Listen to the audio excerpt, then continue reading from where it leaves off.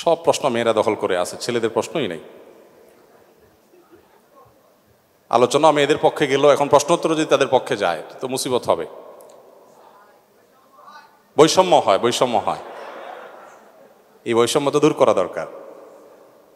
কি করব বলেন? আল্লাহ সুবহানাহু ওয়া তাআলা তাদেরকে এত অ্যাক্সেস, এত সুযোগ, এত কিছু দিয়েছেন। কেন দিয়েছেন? ওই যে একসময় মানুষ হয়তো ইসলামের এক হাত নিবে, আল্লাহ সুবহানাহু ওয়া তাআলা তাদেরকে বেশি দিয়ে রেখেছেন সেজন্য। জেরিন প্রশ্ন করেছেন, নতুন বাংলাদেশে কি আশা রাখতে পারি? ইসলামী শিক্ষা ব্যবস্থা কায়েম হবে জেনারেলের পাশাপাশি? দেখুন, দেশের সংখ্যাগরিষ্ঠ মানুষ যেহেতু মুসলমান, অতএব ইসলামী এবং জাগতিক শিক্ষার সমন্বয় সাধন করা এটা এদেশের মানুষের প্রাণের দাবি এবং আমাদের সবচেয়ে বড় প্রয়োজনগুলোর একটি বলে আমি মনে করি। বিনীতভাবে এটি আমি উপস্থাপন করতে চাই। আমরা আমাদের দেশের পাশাপাশি পৃথিবীর অনেক দেশকে এক্সাম্পল হিসাবে আমরা টানতে পারি।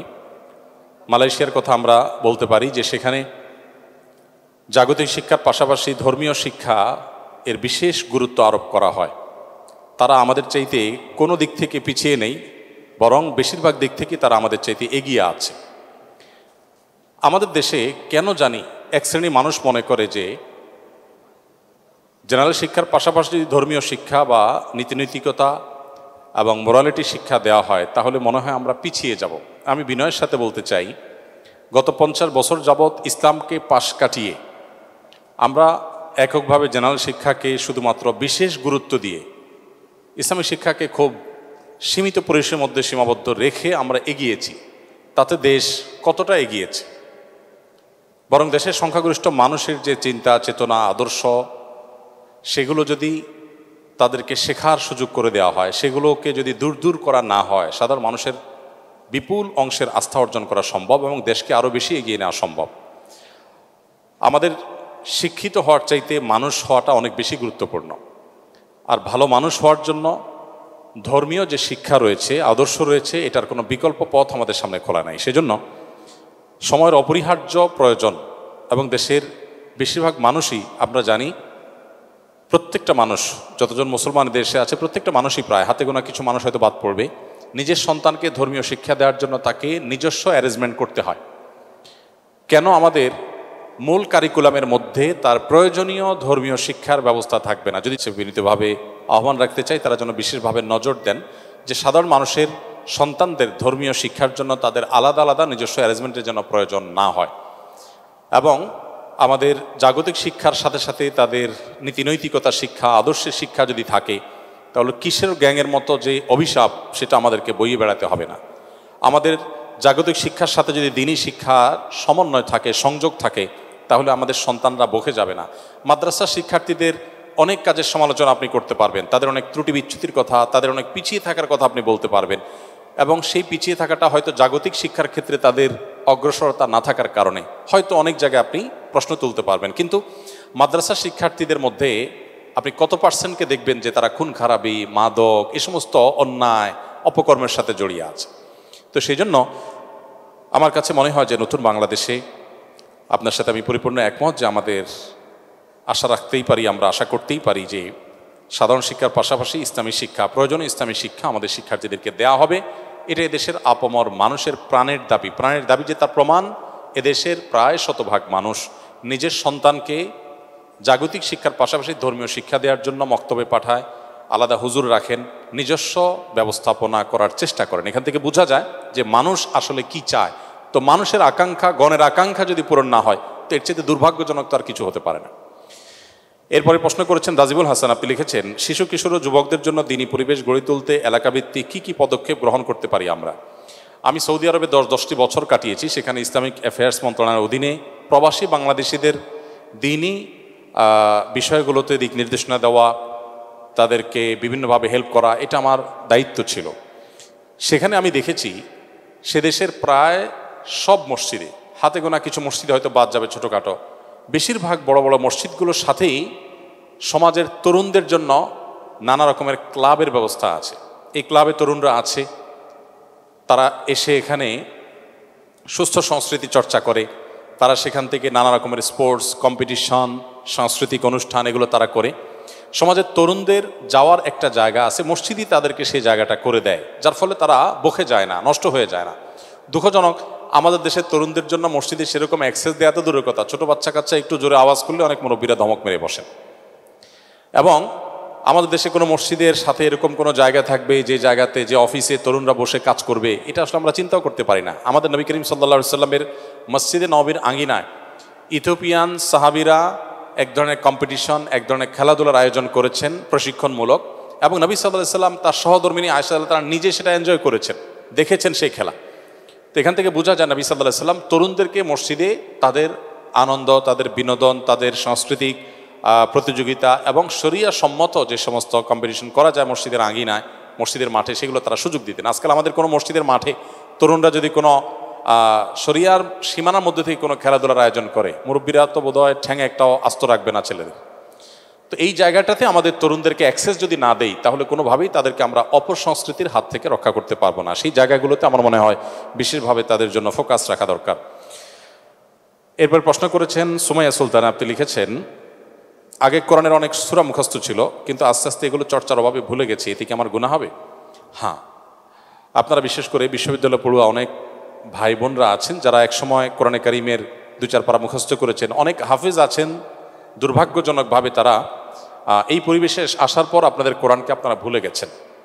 নবী করিম সাল্লাল্লাহু আলাইহি সাল্লাম বলেছেন, আমার কাছে বান্দার যত পাপ আছে, যত অপরাধ আছে, এগুলো সব উপস্থাপন করা হয়েছে। কোনটার আকার কেমন, কোনটার ভয়াবহতা কত, ডেপথ কতটা, এটা আমার সামনে এমনভাবে উপস্থাপন করা হয়েছে যে আমি অনুমান করতে পারছি, বুঝতে পারছিলাম যে কোনটা কতটা ভয়াবহ, কোনটার মাত্রা কত বেশি।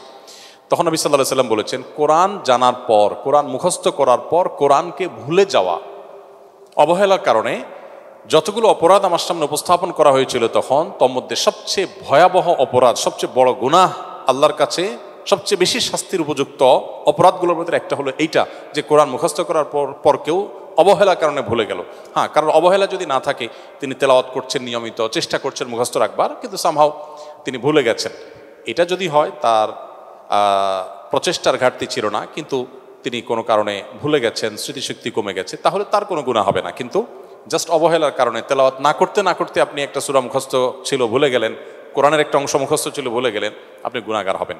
এই গুনাহের প্রায়শ্চিত্ত হলো সেই ভুলে যাওয়া আয়াতগুলো, সূরাগুলো, কোরআনের অংশকেই পুনরায় পাঠ করে করে আবার আপনার মেমোরিতে আপনি সেটাকে নিয়ে আসার চেষ্টা অব্যাহত অন্তত রাখবেন। আশা করা যায় আল্লাহ সুবহানাহু ওয়া তাআলার কাছে দায়মুক্ত হবেন। এরপরে প্রশ্ন করেছেন আব্দুল্লাহ খোবাইব, আপনি লিখেছেন, বিশ্ববিদ্যালয়ের মিক্সিং পরিবেশ থেকে নিজের ঈমান ও আমলকে কিভাবে হেফাজতে রাখবো? খুবই গুরুত্বপূর্ণ এবং প্রয়োজনীয় প্রশ্ন। এই প্রশ্নের উত্তর হলো যে, এ ধরনের পরিবেশে টিকে থাকার জন্য এক্সট্রা ঈমানি পাওয়ারের প্রয়োজন। সাধারণ পরিবেশে একজন মানুষ যতটুকু ঈমানের পাওয়ার নিয়ে টিকে থাকতে পারে, যে পরিবেশে অনেক বেশি প্রতিকূলতা আছে, যেখানে অনেক গুনাহের হাতছানি আছে, এই পরিবেশে আপনার ঈমানের উপরে টিকে থাকার জন্য আপনার ঈমানকে আলাদাভাবে, বিশেষভাবে আপনাকে নার্সিং করতে হবে। সেজন্য আপনি নিয়মিত বিভিন্ন সেশন, বিভিন্ন হালাকা, ভালো মানুষদের, নেককারদের, ওলামা একরামের সান্নিধ্য, তাদের ঘরোয়া বৈঠক এবং নিয়মিত তাদের যে স্পিচগুলো আছে সেগুলো শোনা, নিয়মিত কোরআন হাদিস অধ্যয়ন করা, আপনি বাইরে থাকলে যতটা করতেন এই পরিবেশে আপনার সেটার পরিমাণ বাড়িয়ে দিতে হবে। যত বেশি আপনি করবেন তত বেশি আল্লাহ তাআলা আপনাকে সেভ রাখবেন ইনশাআল্লাহ। সেই সাথে আল্লাহ তাআলার কাছে আশ্রয় চাইবেন এবং যথাসম্ভব দোয়া করবেন, চোখের পানি ফেলবেন যে আল্লাহ আপনি আমাকে হেফাজত করুন। মনে রাখবেন, আপনি আপনার কেরিয়ারকে গড়ে তোলার জন্য চেষ্টা করছেন, ভালো কথা, কিন্তু সেটা করতে গিয়ে যদি আপনার ঈমান, আপনার আমল, আপনার তাকওয়া, আপনার চরিত্র, এগুলো যদি আপনি ধ্বংস করে ফেলেন, তাহলে এটা আপনার ব্যাড ইনভেস্ট হলো। যা ইনভেস্ট করলেন, যা প্রাপ্তি হলো, তার চাইতে লস আপনার বেশি হলো। এই জন্য আলাদা করে এই বিষয়টিতে আমাদের মনোযোগ দিতে হবে। বিশেষভাবে বারবার ঈমানকে নবায়ন করার জন্য বিভিন্ন আয়োজনের সাথে ইনভলভ থাকতে হবে, তাহলে দিন শেষে ইনশাআল্লাহ সহজ হবে। আদনান আলম প্রান্ত, আপনি লিখেছেন, বিয়ের প্রস্তুতি হিসাবে আমি উপার্জন শুরু করেছি, কিন্তু বাবা মাকে রাজি করাতে পারছি না, আমি কি করব? আমি বলেছি না একটু আগে, দেখেন, খুব মায়া হয় এই সমস্ত তরুণদের এই সমস্ত প্রশ্ন পড়ে আমার। আসলেই বাবা মাকে রাজি করাতে পারছেন না, বাবা মাকে রাজি করানোর জন্য আমি আপনাকে একটা বুদ্ধি দেই, খুব সহজ। সেটা হলো, আমি সহ আরও বিভিন্ন আলেমদের যথাসময়ে সন্তান উপযুক্ত হওয়ার সাথে সাথে তাকে বিবাহ দেওয়ার যে ফজিলত, মর্যাদা, গুরুত্ব, এই সংক্রান্ত যে সমস্ত বক্তব্য আমাদের আছে, এই বক্তব্যগুলো ইউটিউবে ছেড়ে ওয়াশরুমে চলে যাবেন, টয়লেটে চলে যাবেন। এবং এই বুদ্ধিটা এক তরুণ নিজে আমাকে দিয়েছেন। আমাকে এক তরুণ বললেন যে, ভাই, আব্বু আম্মুকে বহুভাবে ইশারা ইঙ্গিতে বলি, কোনোভাবে তারা কান দেয় না, কথা শোনে না, পাত্তা দেয় না, আর ডাইরেক্ট বলতেও পারি না। তো পরে এই বিষয়ে আপনার একটা বক্তব্যের লিঙ্ক পেয়েছি, ওইটা খুলে ফুল ভলিউম দিয়ে জাস্ট চালাই দিয়ে আমি চলে গেছি ওয়াশরুমে। এই ফাঁকে আব্বু আম্মু শুনছেন, ওনার ফলাফল কি হয়েছে সেটা আমি জানি না, বেচারা কপালে বিয়ে জুটেছে কি জুটেনি সেটা আমি জানি না, তবে চেষ্টা করেছেন তরুণ, এবং বুদ্ধিটা আমার কাছে বেশ ভারী পছন্দ হয়েছে, সেজন্য আপনাদের সাথে শেয়ার করলাম। আর এর বাইরে ওই যে বললাম যে এক রেস্টুরেন্টে এক যুবক তার বাবাকে হাত ধরে আমার কাছে নিয়ে আসছে, এতটা ফ্রি যদি হন আর কোনো জায়গায় নিয়ে আসতে পারেন আমার অফিসে আফতাবনগরে, ইনশাআল্লাহ আমি সময় দেবো, আল্লাহ চাহেন তো ইনশাআল্লাহ। তবে আমাদের অভিভাবকদের এই জিনিসটা খেয়াল করা উচিত, আমাদের সন্তানদের বিয়ের উপযুক্ত হওয়ার পর তাদের বিবাহ দেওয়ার জন্য যথেষ্ট আন্তরিক হওয়া উচিত, এবং সেক্ষেত্রে সন্তানদেরও কর্তব্য আছে। আমি অবশ্য অন্য অন্য জায়গায় বলি যে বিবাহের জন্য শুধু আমার কাছে চিরকুট ধরা দিলে হবে না, বিবাহের জন্য আপনি উপার্জন শুরু করে দেন, টাকা পয়সা কামানো শুরু করে দেন। টাকা পয়সা যখন হতে থাকবে তখন বিয়ের জন্য মেয়ের বাবাদের কাছে ধর্ণা দেওয়া লাগবে না, মেয়ের বাবারা আপনার পিছ পিছ ঘুরবে। অতএব শুধুমাত্র বাবার দিকে চায়া থাকবেন কেমন কথা। যুবক মানুষ, আপনি যে উপার্জন করেন আপনি নিজে কামাই করার চেষ্টা করেন, নিজের পায়ে নিজে দাঁড়ান, যাতে করে বিবাহ করে স্ত্রীর ভরণ পোষণের ব্যবস্থা মিনিমাম ব্যবস্থাপনা আপনি করতে পারেন। অবশ্য প্রশ্নকর্তা বলেছেন যে প্রস্তুতি হিসাবে তিনি উপার্জন শুরু করেছেন, আহারে বেচারা, তারপরও বাবা মা বিয়ে দিচ্ছেন না। আল্লাহ তালা তার এই পাষাণ বাবা মাকে, দিলটাকে আল্লাহ তালা নরম করে দিন, আমরা দোয়া করি। আল্লাহ তালা এই যুবকের বিয়ের ব্যবস্থা করে দিন, আমরা দোয়া করি। আর যতদিন ব্যবস্থা হচ্ছে না, আমিনের যে ভলিউম মাশাআল্লাহ, আপনাদের অসহায়ত্ব এখান থেকে পরিষ্কারভাবে ফুটে উঠছে। আল্লাহ রাব্বুল আলামিন আমাদের সবার চরিত্রগুলোকে হেফাজত রাখার তৌফিক দান করুন। একজন মুসলমানের কাছে তার চরিত্রের চাইতে আসলে কোনো কিছুই দামি বা মূল্যবান হতে পারে না। চেষ্টা আমাদের থাকতে হবে, যতদিন পর্যন্ত ব্যবস্থা না হচ্ছে ততদিন পর্যন্ত আমরা নিজেদেরকে নিয়ন্ত্রণ করতে হবে। মনে রাখবেন, যে যুবক নিজেকে নিয়ন্ত্রণ করতে পারে না সে নিজেকে কখনো ভালো মুসলমান দাবি করতে পারে না। মানুষ দুই প্রকার, একটা হলো ঢিলা মানুষ, আর একটা হলো টাইট মানুষ, নিজেকে কন্ট্রোল করতে পারে। ঢিলা মানুষ হলো যেখানে সেখানে সে দুর্বল, কাত হয়ে পড়ে, চিত হয়ে পড়ে, দুর্বল হয়ে পড়ে, যে কোনো জায়গায় হারাম সম্পর্কে, অবৈধ সম্পর্কে সে জড়িয়ে পড়ে, কোনো কিছু দেখেছে সে ঠিক থাকতে পারে না। আর শক্তিশালী যুবক, পাওয়ারফুল যুবক, স্ট্রং যুবক হলো যে যুবক অন্যায় এবং হারাম দেখার পর নিজেকে নিয়ন্ত্রণ করে, কন্ট্রোল করতে পারে। এই কন্ট্রোল করা মানুষটা হলো সুস্থ মানুষ। আর যে নিজেকে কন্ট্রোল করতে পারে না, এ তো অনেক রোগী আছে, অনেক রোগ আছে যে ডাইরেক্ট হয়ে যায়, কন্ট্রোল করতে পারে না। আর সুস্থ মানুষ নিজেকে কন্ট্রোল করতে পারে। এই জন্য যে যত বেশি তাকওয়াবান সে ততটা স্ট্রং মানুষ, সে ততটা নিজেকে নিয়ন্ত্রণ করতে পারে। এই চ্যালেঞ্জটা আমাদেরকে ওভারকাম করতে হবে। মুসলমান যুবক তো বিশ্ব জয় করবে, বিশ্ব জয় করবে যে মুসলিম যুবক, সে যদি কোনো দৃশ্য দেখে, কোনো হারাম কোনো ছবি দেখে, কোনো অবৈধ সম্পর্কে জড়িয়ে যদি সেখানে সে দুর্বল হয়ে পড়ে, নিজেকে যদি কন্ট্রোল করতে না পারে, এর দ্বারা বিশ্বজয় কীভাবে হবে? এজন্য আমাদেরকে নিজেদেরকে নিয়ন্ত্রণ করা শিখতে হবে। আল্লাহ আমাদেরকে সেই তৌফিক দান করুন। আয়েশা সিদ্দিকা বোন, আপনি লিখেছেন ইমানের স্বাদ কিভাবে পাওয়া যাবে। ইমানের স্বাদ পাওয়ার জন্য আপনি কোরআনে কারীম অর্থ সহকারে খুব ভালো করে বোঝার চেষ্টা করুন। নামাজ খুব বেশি সময় নিয়ে আদায় করার চেষ্টা করুন, এবং এই বিষয়টা এত বেশি পরীক্ষিত, আপনি আজকে থেকে শুরু করতে পারেন। আমি আপনাকে দায়িত্ব নিয়ে বলতে পারি, আল্লাহর উপর ভরসা করে, আপনি যদি 2 রাকাত নামাজে নর্মালি 3 মিনিট, 3.5-4 মিনিট ব্যয় করেন, আজ থেকে আপনি চেষ্টা করেন 2 রাকাত নামাজে কমপক্ষে 5 থেকে 7 মিনিট ব্যয় করার, আর 4 রাকাত নামাজে 10 থেকে 12-13 মিনিট ব্যয় করার। আপনি যদি রুকুতে তাসবিহ বলতেই থাকেন, খুব ধীরে ধীরে বলেন, মহব্বতের সাথে বলেন, রুকু থেকে দাঁড়িয়ে আরও একটু রুকুতে যে পরিমাণ সময় দিয়েছেন সে পরিমাণ সময় দেন। এবার প্রত্যেকটা রোকনকে যদি আপনি খুব ধীরে সুস্থে করেন, আমার বিশ্বাস আপনি ইবাদতের স্বাদ, তৃপ্তি আপনি এটা নিজে নিজে অনুভব করতে পারবেন। আমি আমার জীবনে বহুবার আমি দেখেছি যে কোনো কারণে মানসিক পেরেশানি, দুশ্চিন্তা হচ্ছে, লম্বা সময় নিয়ে, দীর্ঘ সময় নিয়ে সিজদা রুকু করলে আল্লাহ তাআলা মানসিক প্রশান্তি দেন। মানসিক প্রশান্তির আরেকটা বড় বিশেষ দিক, বিশেষ করে ইমানের স্বাদ আস্বাদন করার একটা বড় সুযোগ তৈরি হয় তাহাজ্জুদের নামাজের মাধ্যমে। ভোর রাতে উঠেন, রাতে তাড়াতাড়ি ঘুমিয়ে পড়েন, ভোর রাতে উঠে তাহাজ্জুদ পড়েন, দেখবেন অসম্ভব রকমের এক অনুভূতি আপনার মধ্যে জাগ্রত হয়েছে। আমরা তো রাতে দেরিতে শোয়ার অভ্যাস, সুন্নাহ লাইফস্টাইল আমাদের নাই। অমুসলিম দেশগুলো যারা এগিয়ে গেছে, আপনি পৃথিবীর যে কোনো উন্নত দেশে যান, আপনি দেখবেন সে সমস্ত দেশের মানুষ, আমি যতগুলো দেশে গিয়েছি সবগুলো অমুসলিম দেশে আমি দেখেছি একটাই চিত্র, সন্ধ্যার পর পর মানুষ শুয়ে পড়ে এবং ভোরে তারা উঠে কাজ শুরু করে। আর আমাদের মুসলমান দেশগুলো, শুধু আমাদের দেশের দোষ না, মিডিল ইস্টের অবস্থা আমাদের চাইতে আরও করুন। তারা দেখা যায় যে রাত 10টা 11টা এই সময়টাতে তাদের সন্ধ্যা হয়, 12টা 1টা 2টার দিকে তারা ঘুমায়, সকালে আবার ফজরের পরে ঘুমায়। নবী সাল্লাল্লাহু আলাইহি সাল্লামের সুন্নাহ লাইফস্টাইল মেনটেন করে না, তো এখানে কোনো কল্যাণ আসলে থাকে না। তো ইমানের স্বাদ পেতে হলে আপনাকে তাহাজ্জুদ পড়তে হবে, আর তাহাজ্জুদ পড়তে হলে আপনাকে রাতে তাড়াতাড়ি ঘুমাতে হবে। ইনশাআল্লাহ এগুলোর মাধ্যমে আপনি ইমানের স্বাদ আস্বাদন করতে পারবেন। এরপর নাম প্রকাশে অনিচ্ছুক একজন প্রশ্ন করেছেন, রাসূলুল্লাহ সাল্লাল্লাহু আলাইহি সাল্লামের জীবনী এবং বর্তমান প্রেক্ষাপট বিবেচনা একজন অমুসলিমকে কিভাবে ইসলামের দাওয়াত দেওয়া যায়? একজন অন্য ধর্মাবলম্বীকে ইসলামের দাওয়াত দেওয়ার সবচাইতে শর্টকাট ওয়ে এবং সবচেয়ে কার্যকর উপায় হলো আপনি নিজেকে আদর্শ মুসলমান হিসাবে উপস্থাপন করেন।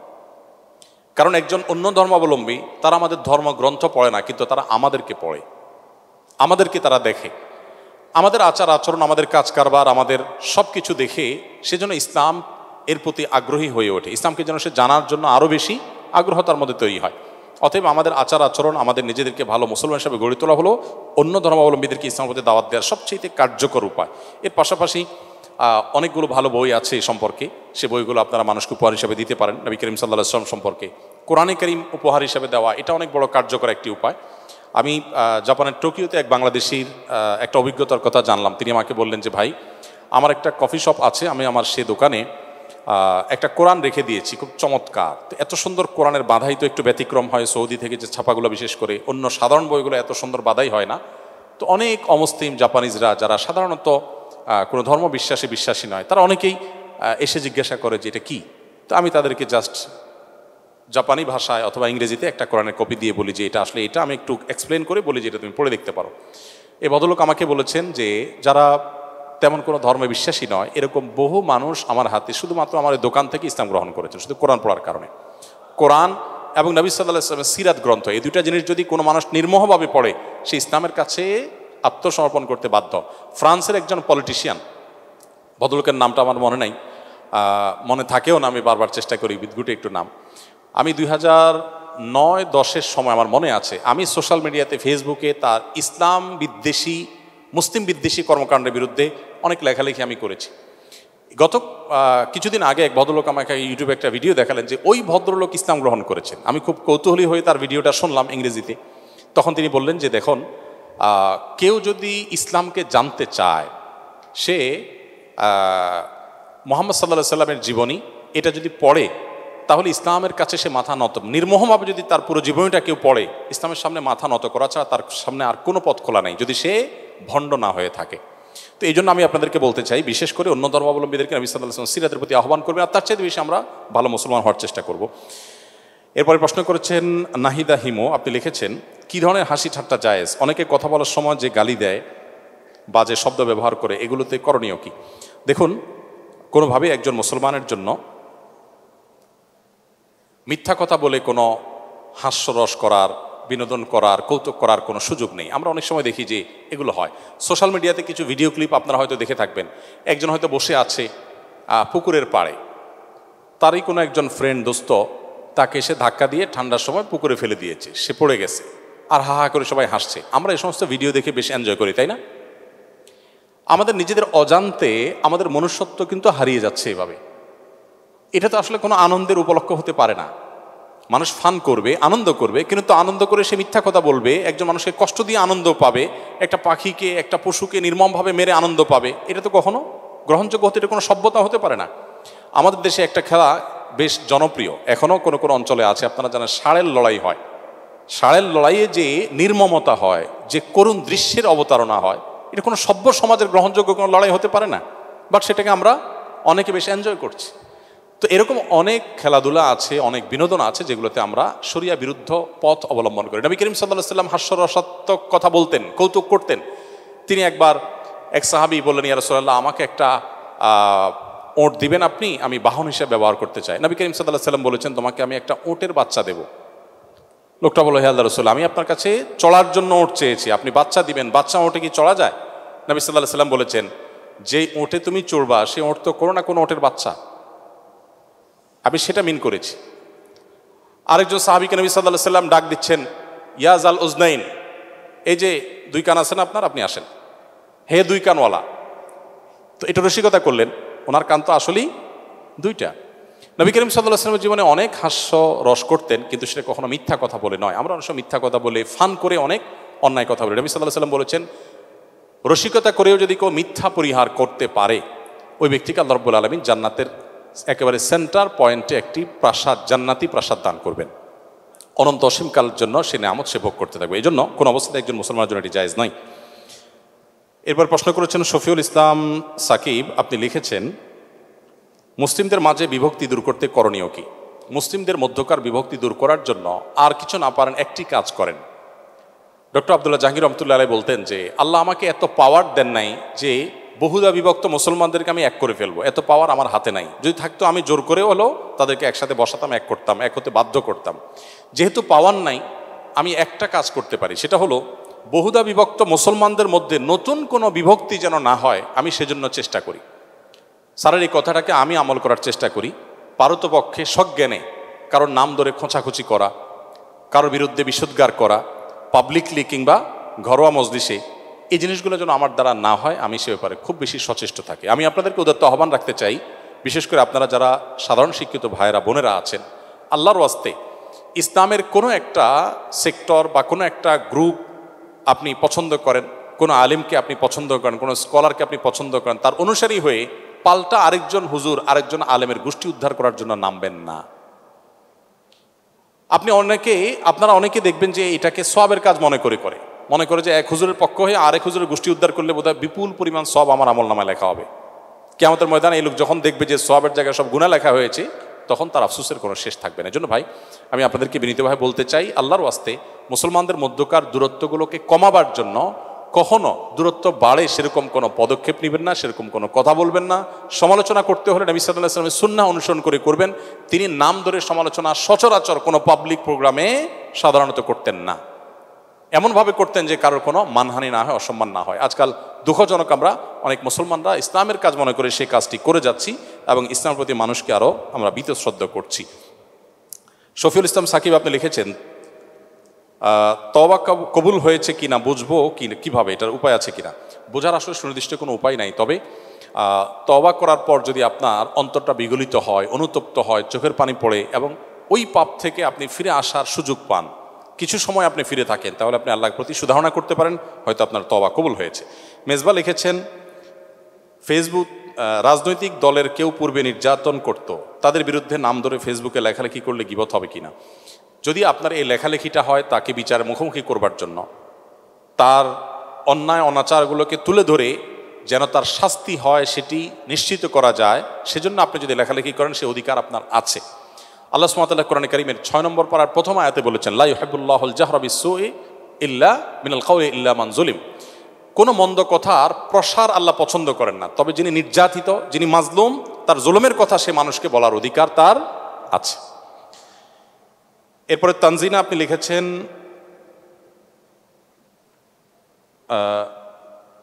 ঢাবিতে করা হোক এমন কোন সংস্কারটি আপনি চান?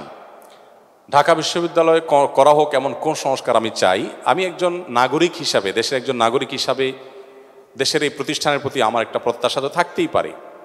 একজন নাগরিক হিসাবে ঢাকা বিশ্ববিদ্যালয়ের প্রতি আমার প্রত্যাশা, একটা প্রত্যাশা আপনি চেয়েছেন, কয়েকটা বললে আমি কয়েকটা বলতাম, যেহেতু একটা চেয়েছেন আমি একটা প্রত্যাশার কথা বলি, সেটা হলো এই বিশ্ববিদ্যালয় যেন দাড়ি টুপির কারণে, হিজাবের কারণে এই বিশ্ববিদ্যালয়ের কোনো শিক্ষার্থী বা কোনো শিক্ষক কোনোভাবে কোণঠাসা হতে আর কোনোদিন না হয়। সংখ্যাগরিষ্ঠ মানুষদের চিন্তা আদর্শ এটাকে শত্রুর মতো মুখোমুখি দাঁড় করিয়ে, এটাকে পাশ কাটিয়ে এবং মুসলমানদের সংস্কৃতিকে শত্রুতার জায়গায় রেখে একটা প্রতিষ্ঠান কোনো দিন আসলে অগ্রসর হতে পারে না। দেশের সংখ্যাগরিষ্ঠ মানুষকে আপনি ইগনোর করবেন আর দেশকে আপনি এগিয়ে নেবেন, কিভাবে সম্ভব? আমি প্রায় বলি 3.25 লক্ষ মসজিদ এদেশে 2010 সনের জরিপ অনুযায়ী সম্ভবত ছিল, সেটা এখন হয়তো 4 লক্ষে পৌঁছেছে, উপনীত হয়েছে। 4 লক্ষ মসজিদে জুমার দিন 12:30 থেকে 1:30 পর্যন্ত এই সময়টাতে যদি 150 করে মানুষও প্রত্যেকটা মসজিদে থাকে, সম্ভবত 6 কোটি মানুষ হয়। তাদের পরিবারের সদস্য আছে, সেটা না হয় বাদই দিলাম। এই মানুষগুলোকে সরাসরি প্রত্যক্ষভাবে দিক নির্দেশনা প্রতি সপ্তাহে করতে পারছেন মসজিদের ইমাম সাহেবগণ। 6 কোটি মানুষকে, একেবারে কমের পক্ষে 4 কোটি মানুষকে তো নিশ্চিতভাবে বলা যায় যে প্রতি সপ্তাহে একটা টাইম অ্যাড্রেস করতে পারছেন উলামা ইকরাম, ইমাম সাহেবরা। তাদেরকে যদি আপনি দেশের মূল ধারার সাথে এগিয়ে আনতে না পারেন, তাদেরকে যদি আপনি আপন করতে না পারেন, তাদের যদি আস্থা অর্জন করতে না পারেন, দেশের উন্নয়নে তাদেরকে যদি আপনি ব্যবহার করতে না পারেন, তো একটা দেশকে কিভাবে আপনি এগিয়ে নিয়ে যাবেন? এবং মালয়েশিয়ানরা এগিয়ে গেছে, তাদের ইমামরা তাদের দেশকে অন করে, দেশ তাদেরকে অন করে, এবং সে দেশের পদস্থ ব্যক্তিবর্গ, মন্ত্রী মিনিস্টাররা তারা ইসলামকে অত্যন্ত শ্রদ্ধার সাথে জায়গা দেয়।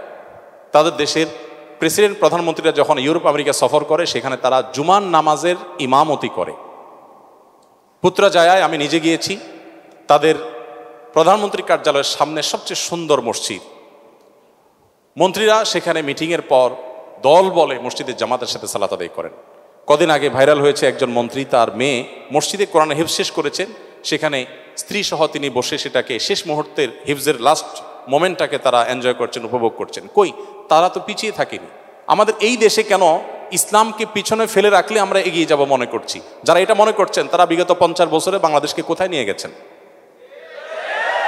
50 বছর তো ইসলামের সাথে শত্রুতা করে ইসলামকে দূর করেছেন, তাতে দেশ কোথায় এগিয়ে গেছে? এর বিপরীতে আমি বলতে চাই, যদি দাড়ি টুপি এবং হিজাবকে অহেতুক আসামির কাঠগড়ায় না দাঁড় করান এবং ধার্মিক মানুষদেরকে যদি আস্থায় আনতে পারেন, এবং এক্ষেত্রে ধার্মিকদেরও যথেষ্ট দায়িত্ব কর্তব্য আছে, তারা দেশের জন্য যদি নিজেদেরকে উজাড় করে দেন, তাহলে আমার মনে হয় পৃথিবীর অনেক দেশকে আমরা পেছনে ফেলে এগিয়ে যেতে পারবো ইনশাআল্লাহ তাআলা।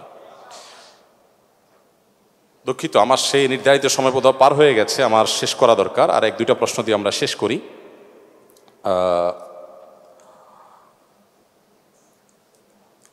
তানজিলা একাই অনেক প্রশ্ন করেছেন, আপনার প্রশ্ন এতগুলো উত্তর দেব না, একটা দিয়েছি, আমার মনে হয় এটাই থাকুক। এরপরে আমি সব প্রশ্ন মেয়েরা দখল করে আছে, ছেলেদের প্রশ্নই নেই। আলোচনা মেয়েদের পক্ষে গেলেও এখন প্রশ্ন উত্তর যদি তাদের পক্ষে যায় তো মুসিবত হবে।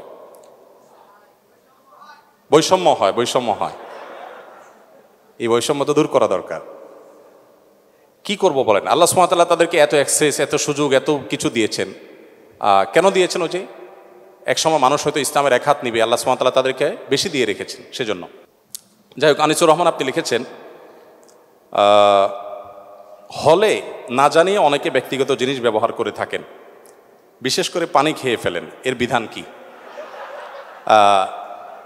এটা শুধু হলে হয় তা না, মসজিদে পর্যন্ত আপনি দেখবেন একজনের সুন্দর একটা শু পরে আসছেন, তিনি নিজের শুটা খুলে রেখে আরেকজনের একজোড়া স্যান্ডেল এটা দিব্যি পায়ে দিয়ে তিনি টনটন করে হেঁটে চলে যাচ্ছেন, উজু করে ভিজায় ওইটাকে তারপর রেখে চলে যাচ্ছেন।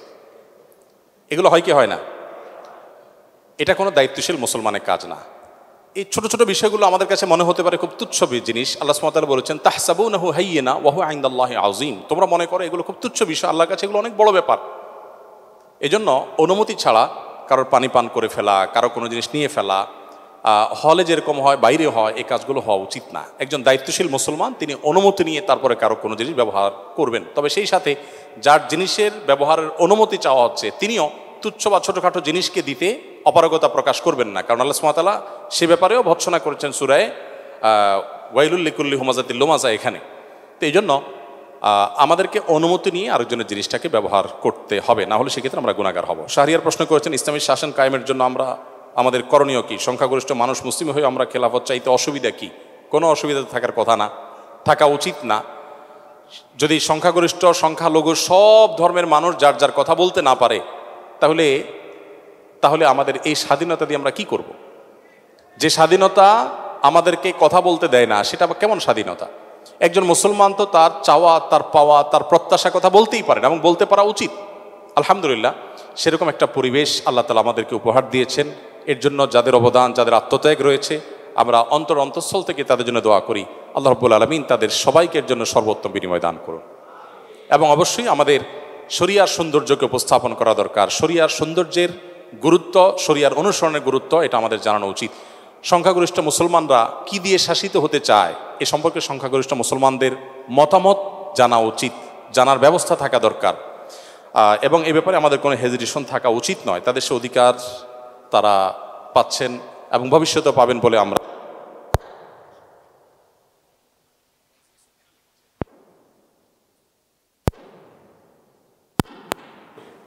মাগরিব অবধি কি না খেয়ে থাকা উত্তম? উত্তর হলো যে না, রমজান মাসে বা রোজা অবস্থাতে দিনের বেলা পিরিয়ড শুরু হলে ওই সময়টাতেই রোজা শেষ, অতএব এরপর আর না খেয়ে থাকার কোনো মানে নাই। বা ওইটা রোজা হিসাবে বাকি অংশকে পরিপূর্ণ, যে অল্প একটু সময় আছে পরিপূর্ণ করি, এটা জায়েজ হবে না, বরং গুনাহ হবে। আপনি কিছু খান কিংবা না খান, আপনার রোজা শেষ হয়েছে, ভঙ্গ হয়েছে, সেটি আপনাকে ধরে নিতে হবে।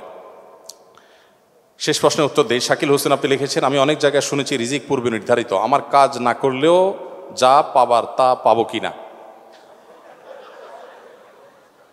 এই ভদ্রলোক সম্ভবত আমার মতো অলস প্রকৃতির মানুষ। তিনি চাচ্ছেন যে আল্লাহ যেহেতু রিজিক নির্ধারিত করে রাখছেন, তাহলে এত কষ্ট করে লাভ কি, শুয়ে থাকি। অনেক যুবক আছেন আমাদের কাছে প্রশ্ন দেন, দিয়ে বলেন, ভাই এমন কোনো আমল বলে দেন যে আমল করলে আল্লাহ তাআলার কাছ থেকে আমি বিপুল পরিমাণ টাকা পয়সা পাবো, আমার আর কিচ্ছু করতে হবে না, এত হ্যাসেল নিতে চাই না। অনেকে একটা নির্দিষ্ট অ্যামাউন্টের কথা বলে দেন যে আল্লাহ তোমার কাছে বেশি চাই না, এই লাখ দশেক টাকা দিলে আমার চলবে। আল্লাহ সুবহানাহু ওয়া তাআলাকে বাজেট ঠিক করে দেয়। তো এগুলো ভুল। দোয়ার মধ্যে যদি এরকম ভুলভাল দোয়া করি, তাহলে তার পরিণতিও খুব ভুলভাল হবে। আপনারা অনেক গল্প ঘটনা এই সংক্রান্ত জানেন, আমি আর সেদিকে যে সময় নষ্ট করতে চাই না। আপনি অলস হয়ে শুয়ে থেকে যদি রিজিক চান, তো মনে রাখবেন এটা কোনো মুসলিমের প্রত্যাশা হতে পারে না। আল্লাহ সুবহানাহু ওয়া তাআলা বলেছেন, ফাইদা কুদিয়াতিস সালাহ ফান্তাশিরু ফিল আরদি ওয়াবতাগু মিন ফাদলিল্লাহ। নামাজ যখন শেষ হয়, আল্লাহ বলেছেন মসজিদ থেকে বের হও, ছড়িয়ে পড়ো তোমার আল্লাহর জমিনে, এবং উপার্জন, হালাল উপার্জনের জন্য বেরিয়ে পড়ো এবং হালাল উপার্জন আহরণ করে নিয়ে আসো। অতএব মুসলমান পরিশ্রম করবেন, উপার্জনের জন্য চেষ্টা করবেন, এটাই কিন্তু ইসলাম বলে। বিধায় সেই জায়গা থেকে একজন মুসলমান অলস হবে না। নবী সাল্লাল্লাহু আলাইহি ওয়াসাল্লাম দোয়া করেছেন, আল্লাহ আপনার কাছে অলসতা থেকে আমি পানা চাই। আমরা দোয়া করবো আল্লাহর কাছে। এবং সেই সাথে আরেকটি কথা বলতে হবে, তা হলো যারা মনে করেন যে বসে বসে শুয়ে শুয়ে খাবো, এরকম কোনো ব্যবস্থা হলে ভালো হতো, তারা মূলত একটা প্যারালাইসিস একটা জীবন চাচ্ছেন, প্যারালাইজড মানুষের একটা লাইফ চাচ্ছেন। কারণ এটা প্যারালাইসিস রোগীর কাজ যে সে শুয়ে থাকবে আর সব রেডি করে সবাই এনে দিবে। একজন হাত পা সুস্থ স্বাভাবিক মানুষ কখনো এটা প্রত্যাশা করতে পারে না। বাকি আপনার প্রশ্নের যে বিষয়টি আপনি ফোকাস করেছেন মূলত, যে এমন কোনো আমল বলবো যে আল্লাহ তাআলা আমাকে বসা দিন, সরি, আপনি বলেছেন যে রিজিক আল্লাহ তাআলা যেহেতু নির্ধারণ করে রাখছেন, আমার কিছু করার দরকার আছে কিনা। উত্তর হলো, যদি আপনার রিজিকে খুব বেশি কিছু বরাদ্দ না থাকে, তাহলে আপনি অলস হবেন এবং আপনার মাথায় এরকম চিন্তা আসবে, আপনি বসে থাকবেন আর রিজিক আসবে না। আপনার রিজিক কতটুকু আছে সেটা আপনার অ্যাটিটিউড এবং অ্যাটিটিউড আপনার পরবর্তী আপনার যে প্রাপ্তি সেটা দেখে বোঝা যাবে। এজন্য একজন মানুষ তাই পাবে যা তার রিজিকে আছে। রিজিকে আছে বিধায় আমি শুয়ে থাকি, এ কথা চিন্তা করে যদি আপনি শুয়ে থাকেন, আপনার রিজিকে কিছু না আসে, তাহলে বুঝতে হবে আপনি কপাল পড়া, আপনার রিজিকে আসলে কিছু ছিলই না। আর যদি আপনি পরিশ্রমী হন, পরিশ্রম করেন এবং ভালো কিছু পান, তাহলে বুঝতে হবে যে আপনার রিজিকে এটাই ছিল। মনে রাখবেন, হবে সেটাই যেটা আমাদের রিজিকে আছে। আমাদের রিজিকে যা আছে তার বাইরে কোনো কিছু হবে না। আমরা চাইলেও হবে না, না চাইলেও হবে না। বহু মানুষ আপনার চাইতে অনেক বেশি পরিশ্রম করেছে। ঢাকা শহরে অনেকে গল্প দেয় যে আমি অনেক কষ্ট করেছি জীবনে, আজ এ পর্যন্ত আমি এসেছি, এরকম অনেকে বলেন। এই বলাগুলো অহংকার বশত হয়ে থাকে। তার চাইতে বেশি অনেক চেষ্টা করে মানুষ রাস্তা রাস্তা করে, ঠিক না ঠিক? বিধায় এটা আল্লাহ তাআলার রহমত ছাড়া কখনো হবে না। রিজিকে যা আছে তাই আসবে, কিন্তু আল্লাহ তাআলা আপনাকে বসে থাকতে বলেন। আল্লাহ বলেছেন রিজিকে যা আসবে এটা বিশ্বাস করবা, আর শ্রমের জায়গায় তুমি ঠিকই শ্রম দিবা, তাহলে রিজিকে যা আছে তাই আসবে। আর পরিশ্রম করার কারণে আল্লাহর কাছে তুমি রিজিক পাওয়ার না পাও, আল্লাহর নির্দেশ পাওয়ার কারণে তুমি সওয়াব পাবে ইনশাআল্লাহ তাআলা। জাযাকুমুল্লাহ খাইর। আল্লাহ তাআলা আমাদের সবাইকে আমলের তৌফিক দান করুন।